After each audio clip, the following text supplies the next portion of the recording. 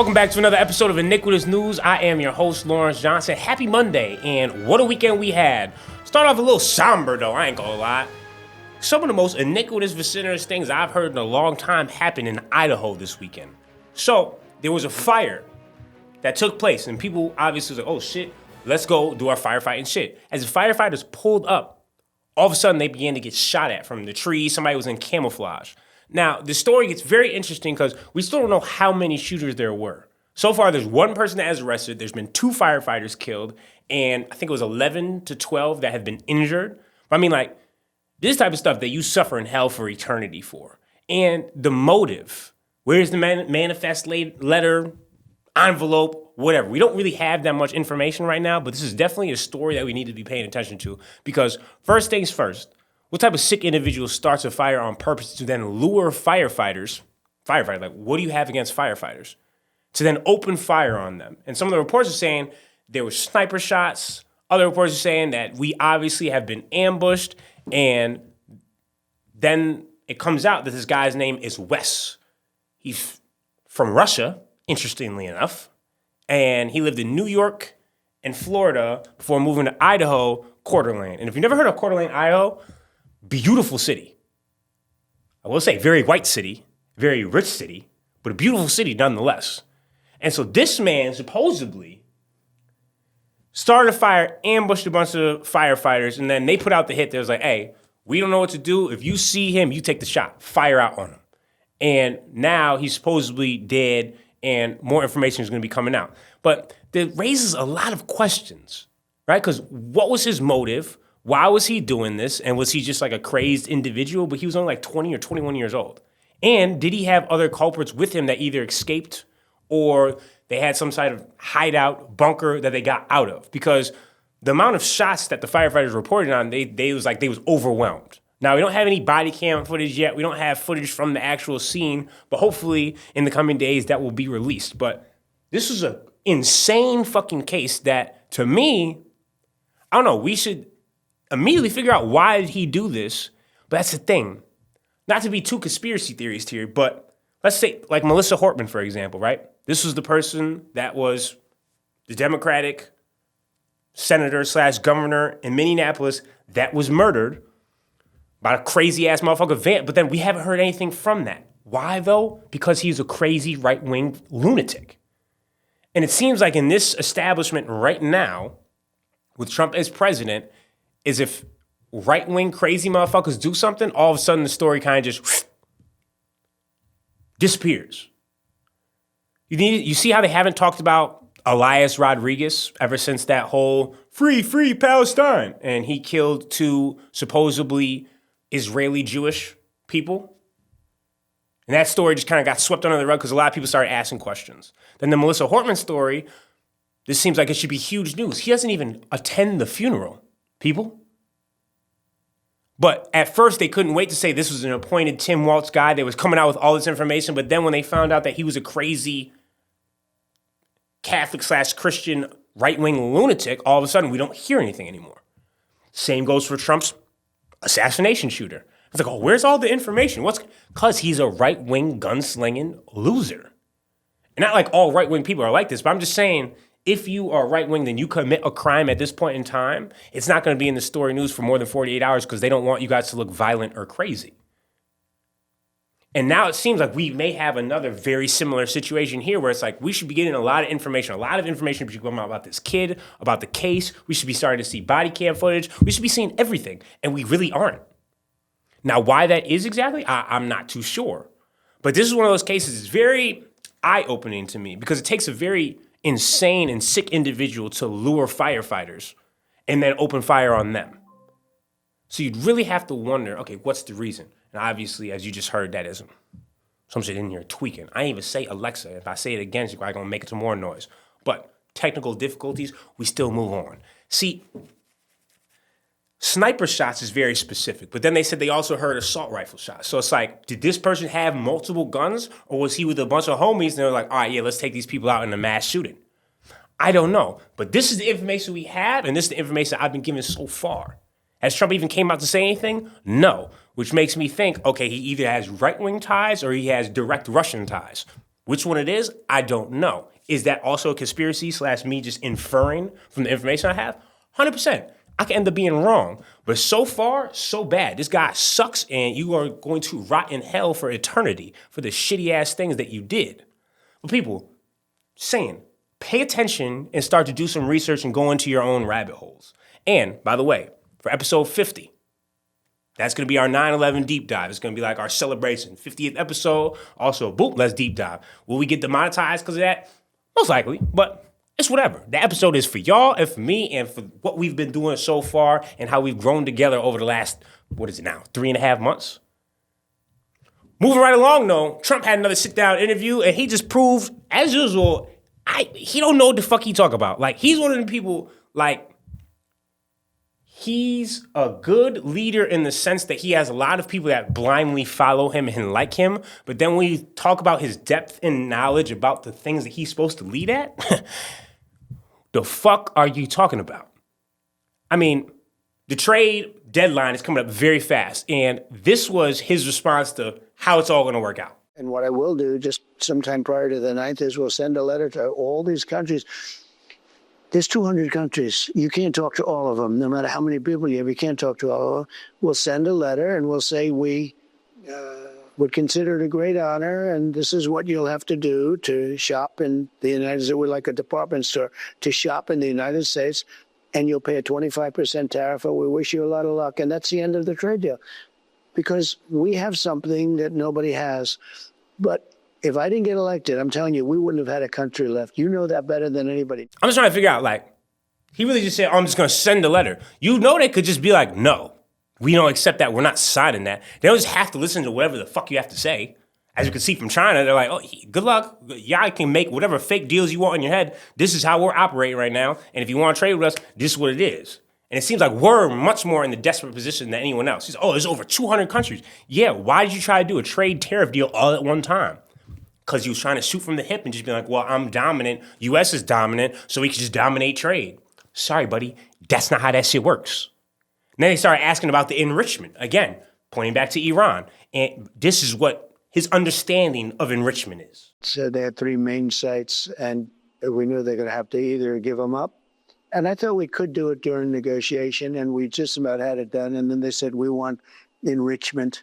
Enrichment doesn't mean like air conditioning, and it doesn't mean to jack up your car. Enrichment is a bad word. And I said, you got so much oil, what do you need that for? And they said, well, we need it. And I wouldn't let that happen. I think people wouldn't have understood it if I allowed that to happen. No, enrichment's just a bad word. It's just like, just say you don't, I don't really understand enrichment. I'd rather just the president just be honest and be like, you know what? I'm going to have to talk to my military experts on that one. I mean, from what I heard, we need to take out the site to push them a couple months back. And now we're going to figure out exactly our next steps to take about this uranium and the enriched uranium. Because if they keep on going to get to that 80 to 90%, yes, they will pop out with a nuke. And Iran has already took down their surveillance cameras on the UN, dropped out of the IAEA. And so they will pop out with a nuke 1,000%.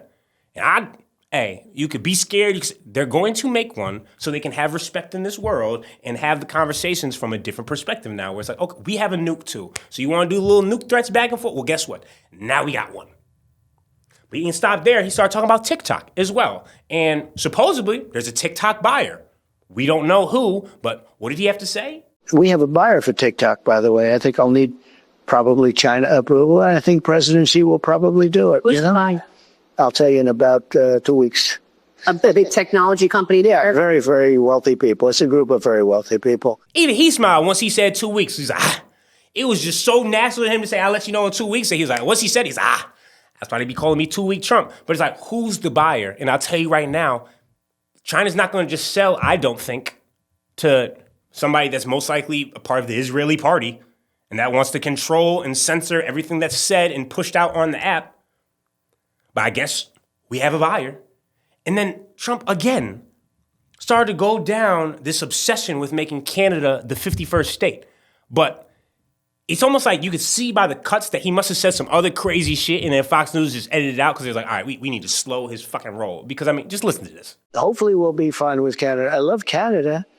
Frankly, Canada should be the 51st state, okay? It really should, because Canada relies entirely on the United States. We don't rely on Canada. Mr. President, tell me about the significance of the Supreme Court ruling on the nationwide injunctions. Like, who else actually wants Canada as the 51st state? Like, why can they not just be their own country? It sounds so stupid to me. To be like, oh, we're going to make them why would you bully them people into trying to make them a state? Like, what the fuck does that even mean, to be honest with you? But it's something that obviously he's just picked as this obsession that he's going to chase after. Where, oh, I'm going to reopen Alcatraz because, you know, he wouldn't admit it. I saw the movie and now I'm thinking like, this is such a great sign. Why don't we have this open? Because it's a fucking historical artifact and it would cost billions of dollars to reopen it, you idiot. Sometimes I'm just so fucking baffled by the dumbass people that are in these positions of power. Don't get me started into the next person, Ted Cruz. Now, where does this stem from? First off, let's just show his tweet. And he says, oh, this is the Democratic left. They're sick. Wow. And then it's like, this is Glastonbury concert, which is in fucking UK. Now, why is all of this being talked about right now? Well, it's because somebody went up there and used their free speech, and now they are trying to cancel them, drop them off of United Talent, and basically are proving that if you talk against the IDF, we can ruin your career. Now, was what Bob Villain said a little bit like, you're moving in hot water? Yes. At first he started off with free Palestine, then he said, have you heard this one? Death to the IDF. And everybody in the crowd started chanting it. Free! Alright, but have you heard this one though? Death to the IDF! Death to the IDF! Death to the IDF! Death to the IDF! Death to the IDF! Hell yeah, from the river to the sea, Palestine must be, will be, inshallah, it will be free. And now they're already in the process of trying to revoke his visa. And that's what Senator Rubio said. And that comes after Stop Anti-Semitism, which is, what does the IDF have to do with anything anti-Semitism, right? There's no connection. Israeli Defense Forces, being Jewish and not liking Jewish people. Anti-Semitic, anti-IDF. It's two completely different fucking things. They happen to be Zionist. I don't consider Zionist and Jewish the same. Like, if you are Zionist, that should be its own fucking religion. You understand what I'm saying? But now, I'm not condoning what he said. I'm not saying that's a stupid thing to do. But at the same time, you can have your visa revoked, and now they're looking into how can we drop him? How can we bankrupt him? Basically proving the point that they control a lot of the media and the narrative that is run. They didn't want people also chanting death to the IDF. And so what are they doing? Trying to cancel his entire career. But now people take notice and they're like, wait, if y'all don't run everything, then how are you just ruining this one guy's life because he said a chant at a concert? They're also looking into kneecap because they said from the river to the sea, Palestine is free. And that's just eradication of the Jewish state. But it's like, at this point in time, most people are not happy with what you guys are doing. I don't understand. You have a person, BB the Bomber, who's leading you guys into war after war and currently committing a genocide that we're all watching with our own two eyes. And what has the IDF been doing over the last year and a half? Well, we know they line people up and shoot them as they go for flour. We know that they shot a bunch of paramedics and then tried to bury the ambulances. And in their latest stunt, they're putting oxycodone, a serious addictive drug, into flour, which they are giving out to the Palestinian people to, one, make them drug addicts, and two, to kill them off faster. And these are the people that we're defending? As multiple countries saying, oh, we need these people to stay in power. How could you ever say death to the IDF, even though these people are killing everyone that they run into contact with, including journalists, including artists, including children, including women, against no actual army, and they're not even in a war? It's like, come on, son. I was born yesterday, bro. Like, I get it. What he said was wrong, but this shit right here, what y'all doing, is way more wrong than that could fucking ever be. The big, beautiful bill has finally been fucking rejected. But very interestingly enough, they're just going to redo it right after the midterms. Because that's what their whole entire scheme is. Hey, we can keep these voters, get them, and then we'll cut their Medicaid after. We need to hurry up and win the midterms so we can control everything we need to control. I mean, if you don't believe me, just listen to the Medicare shit yourself. Medicaid is the next target on behalf of Democrats. There are 80 million Americans who receive some measure of Medicaid reimbursement to a tune of $600 billion.